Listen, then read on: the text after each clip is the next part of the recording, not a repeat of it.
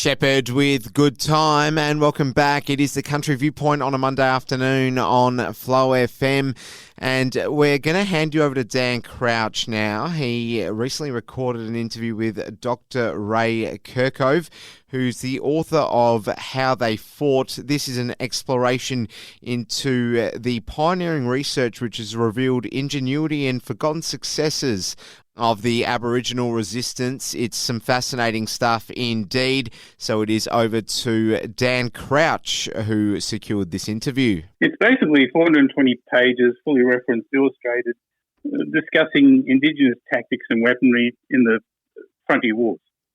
And it represents about 10 years of research I've done, looking at hundreds of accounts. The whole thing's set up as a bit of a guidebook to sort of show people the main features of Aboriginal resistance. That means things like organisation, what an average skirmish would have looked like, the training that was involved, the strategies, the defences, weaponry, all those sort of areas. What was your inspiration for uncovering new evidence about the frontier wars? I was a bit stumped when I looked at a lot of, I've been doing this sort of history for a while, and I always found it was still telling the white story. By that I mean, we know a lot about like what white people did in terms of like massacres, the campaigns that were run, how they were organised. But there was surprisingly little being written about how First Nations people organised themselves and how they did stuff. And the weird thing was when I talked to First Nations people, they always talked about their warrior traditions and that they had victories and this sort of thing. And that was also what I found when I looked at a lot of the early accounts. And I felt the narrative we've got at the moment just doesn't make sense, because it's basically saying, Aboriginal people threw a few spears and then went home and waited to be killed. And that just doesn't add up with what I was finding even in the early records. There were talk of victories. There was evidence of really complex tactics and large-scale alliances, and so I really wanted to bring that out. How does this research change our perspective on First Nation war tactics? Well, for one, what I found is that it was a lot more organised and systematic than we assumed. And this, when you read the early accounts, it comes across quite strongly. It's not like this isn't an afterthought. It's actually what the settlers on the ground are talking about, the alliances and confederacies between different groups. They describe the squads and the impact.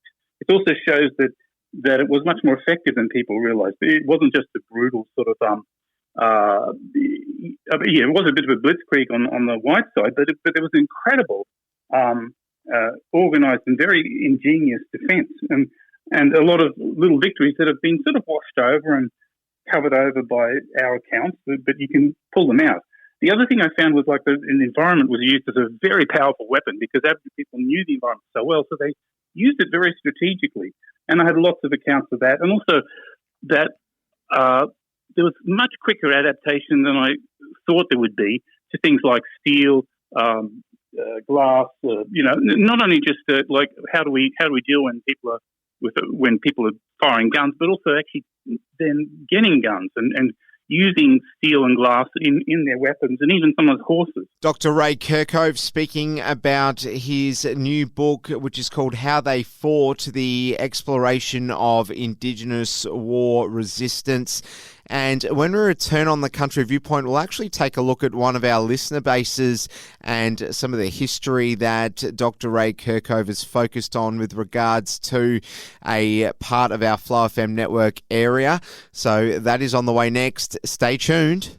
Andrew Lambrou with Break a Broken Heart, and welcome back to the Country Viewpoint Monday edition on Flow FM. Well, we're getting back into the interview that Dan Crouch recorded with Dr Ray Kerkhove. He's the author of How They Fought, which is a look at Indigenous war tactics and resistance, and unearths a lot of information that people might not be familiar with. Well, we're going to take a look at the history behind the Rufus River, which is in one of our Flow FM listener bases. It's a catchment and part of the Murray-Darling Basin located in southwestern New South Wales. So it's back over to our latest recruit here at Flow FM, Dan Crouch. One of the things that I got very excited about, which is sort of in the area where your audience is the whole, what I call the usurping of pastoralism. And that was really well shown in what happened around Rufus River, and that there was a whole series of incidents there. In one case, they took something like 5,000 sheep and basically moved them wherever they wanted to. And I found this was done all over Australia, but it was particularly strong in South Australia. They would make their own little corrals. They would maybe move the sheep or the cattle, whatever they took, up to a hill or down into a valley or somewhere natural that they could keep them. But they basically ripped the guts out of the pastoral industry and were running it themselves. And this was it was a huge challenge for pastoralism, that Aboriginal people could do this, and they did it quite effectively. And that was a tremendous example of that. There was a whole series of skirmishes there along the Murray River that went, for a long time. And it's interesting how Aboriginal people have the upper hand often, which often doesn't get talked about. What do you hope Australians can learn from this book? Well, for me, it's a big sort of, how would I put it? There's been this whole emphasis on the war memorial, and that the frontier wars aren't included. And I know a lot of that is about the fact that Aboriginal warfare hasn't been seen as the same kind of thing as the sort of warfare that the whites were sort of engaged in. And I think that's fallacy.